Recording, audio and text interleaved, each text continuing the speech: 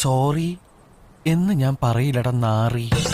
Sorry ചത്തുപോയതിന്റെ അപ്പം വന്ന് പറയുടെ പട്ടി തെണ്ടി.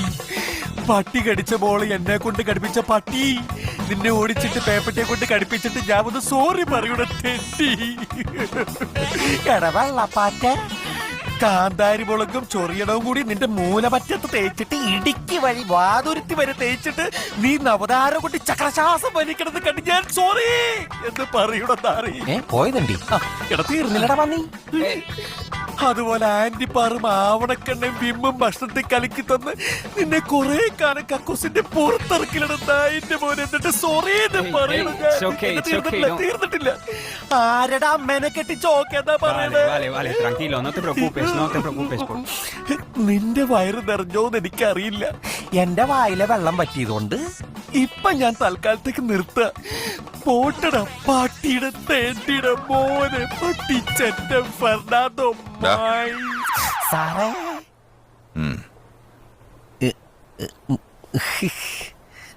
സോറി പറഞ്ഞത് ഇത്തിരി കൂടി പോയ സാർ. ഇല്ല, കറക്റ്റ് അളവാ. ഇനി ആരോടെങ്കിലും സോറി പറയണോ? ഒരപേക്ഷ മാത്രമേ ഉള്ളൂ.